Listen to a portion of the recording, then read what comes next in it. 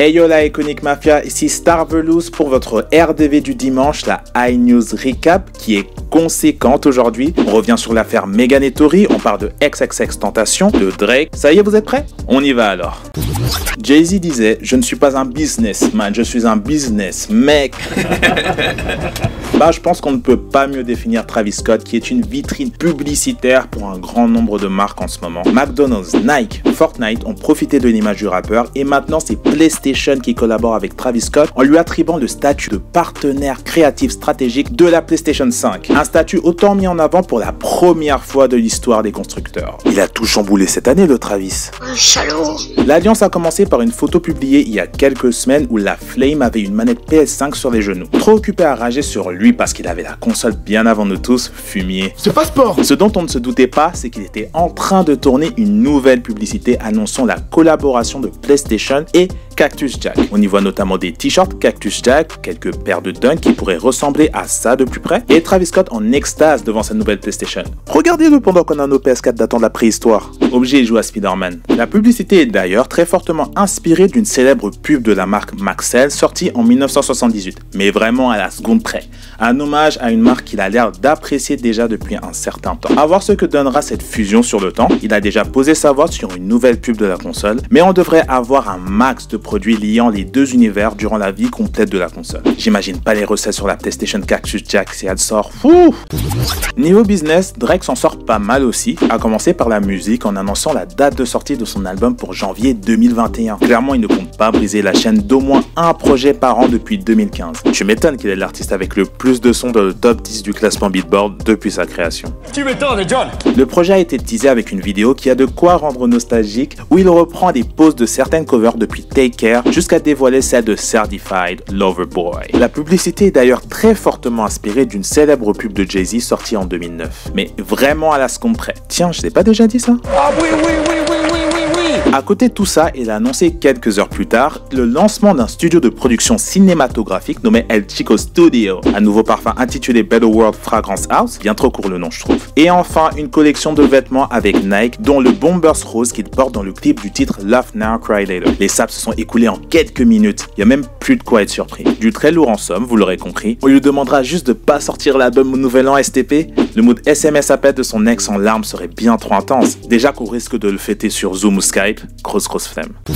S'il y a bien une autre personne qui est belle dans les affaires, c'est la mère de XXXTentacion qui souhaite faire perdurer la légende de son fils le plus longtemps possible. Et jusqu'à présent, on doit dire qu'elle a été très active. 2 albums posthumes, un concert en l'honneur de son fils, un musée où l'on pouvait retrouver les effets personnels de X, dont la voiture dans laquelle le drame a eu lieu. Eh bien, il semblerait qu'elle ait de nouveaux projets en tête afin que les fans de l'artiste puissent vivre de nouveaux moments avec l'artiste. Lors d'une conversation sur Discord, elle a émis quelques possibilités sur ce qui pourrait arriver. La première, de nouvelles collaborations, une avec Lil Uzi Vert, l'autre avec The Weeknd, un artiste avec qui X a toujours voulu travailler. Les 2 feats seraient déjà en préparation d'ailleurs. Le second, une tournée de XXXTentacion en hologramme, à l'image de ce qui avait été fait pour Tupac par le passé. Un hologramme de X a déjà été fait lors d'un concert, mais là, elle parle de toute une tournée animée par la machine. Pour l'instant, rien n'est encore fait. À vrai dire, tout a été présenté sous forme de sondage. Mais ne soyez pas étonnés si le tout finit par arriver avec l'annonce d'un nouveau projet posthume. Dites-nous en commentaire ce que vous en pensez de tout ça. Maintenant, passons à l'affaire Meghan et Tory, couplée de quelques précisions et témoignages en plus.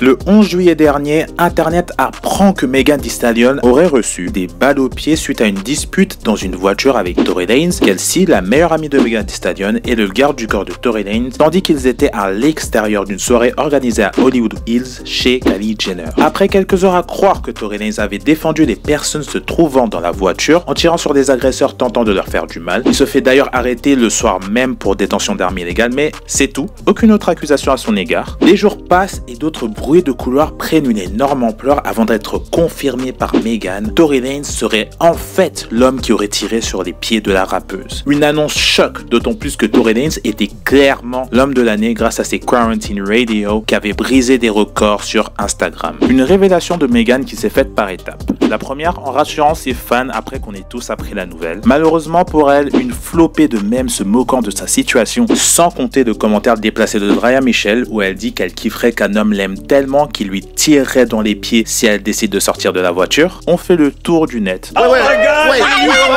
Ce qui a blessé la rappeuse qui a vécu une situation traumatisante ce soir-là, ce qu'elle ne manque pas de rappeler sur les réseaux. Lassée des personnes ne croyant pas qu'elle s'est fait tirer dessus et du camp de Tory disant qu'il n'est pas coupable, Megan Thee Stallion a fini par prendre la parole pour s'exprimer à travers un live où elle balance tout. Everybody in the car arguing. I'm in the front seat. This nigga in the back seat. I get out the car. I'm done arguing. I don't want to argue no more. I get out. This nigga from out the back seat of the car started shooting me.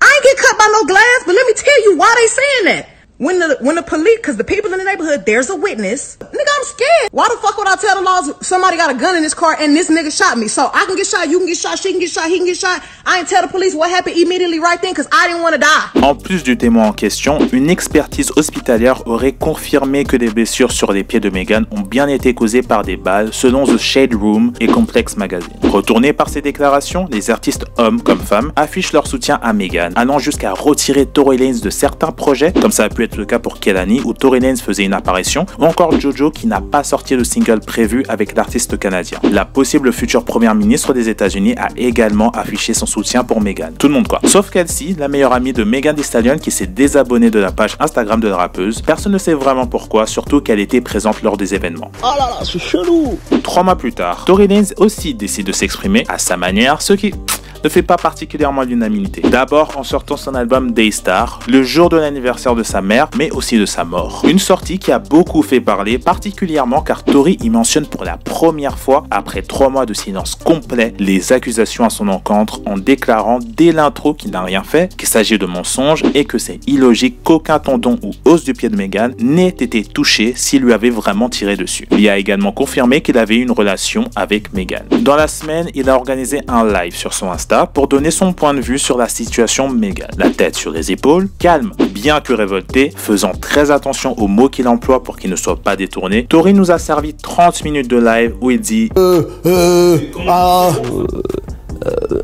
pas grand chose en fait. Chose qu'il n'a pas faite car après discussion avec son avocat, il a été convenu qu'il en parlerait uniquement dans le cadre du jugement. Dans un premier temps en tout cas. Bien qu'il souhaitait en parler dès que les accusations à son égard devenaient sérieuses. The last 3 months of my life, I've been in this place where, you know, I've been bashed. The whole time it's like, she knows what happened, I know what happened, and we know that what you're saying and what the alleged things and the alleged accusations of my name is are not true. I don't ever want to come off like I'm here to bash this girl or I'm here to talk down about this girl. Par contre, il a précisé que Roc Nation l'avait appelé 2 jours après que l'histoire ait éclaté afin qu'il ne s'exprime pas dessus. C'était avant que Megan en parle publiquement. Il a également mis en lumière ce qui lui paraissait incohérent dans les accusations de Megan, notamment qu'on ne verrait pas où la balle est sortie sur son pied et qu'elle se soit rétablie vite de sa blessure par balle entre autres. Yo, I lied to the cops, I lied to the doctors. Let me tell you why they saying there's glass in my feet though. Ladies and gentlemen, I need us to really understand what she's saying here. You mean to tell me that these medical doctors that are in an ambulance that work on-site injuries 24/7, you mean to tell me you lied to these people and they just treated you for glass when you had a bullet in you? Let's just say they were dumb.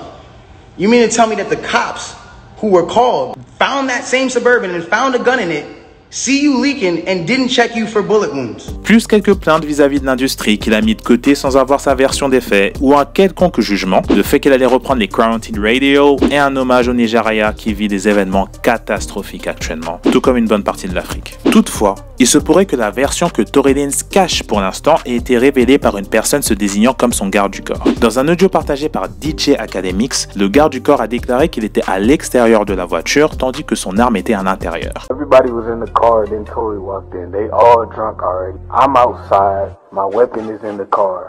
Tory and Meg get to arguing. Tory and the girl in the car start arguing. Meg walk out because she find out Tory been messing with both of the women in the car. Meg hops out the car. Tory and the girl fighting over the gun. The gun accidentally goes off in the midst of them fighting for it, and the girl shoots, and the bullet accidentally gets near Megan. That's why it didn't hit no tendon, because it grazed. Voilà tout ce qu'on sait sur l'affaire Meghan en attendant le jugement qui n'a pas encore de date. C'est là qu'on aura un déroulé définitif sur les événements de cette nuit. Si Tory Lanez est condamné, il risque jusqu'à 22 ans et 8 mois de prison, sachant qu'il a été officiellement inculpé dans cette affaire depuis environ 2 semaines. Dites-nous en commentaire si vous y voyez un peu plus clair, donnez-nous votre avis sur la situation et tout simplement dites-nous ce que vous en pensez. Voilà, c'est fini pour aujourd'hui, en espérant que ça vous a intéressé. Dites-nous en commentaire ce qui vous a le plus marqué cette semaine. Niveau sortie, toujours aussi chargé, Trippie Redd, Busta Rhymes, Green Montana, King Von, tout est sur notre Insta. Notre playlist est toujours là pour faire le plein de bons sons. Ty Dolla $ign, Kobalade, Comethazine sont là pour des hits. Sinon, il y a toujours de belles découvertes pour vous, comme le bien trop sous-estimé Deante' Hitchcock, la voix angélique de Xavier Omar ou encore la grosse révélation britannique Chelingo. Puis comme d'hab, Chris d'Iconic a des petites perles en réserve pour vous. Allez y jeter un œil si vous n'êtes pas à jour. Sur ce, c'était Starvelous et on se retrouve la semaine prochaine. Salut! Gros bisous.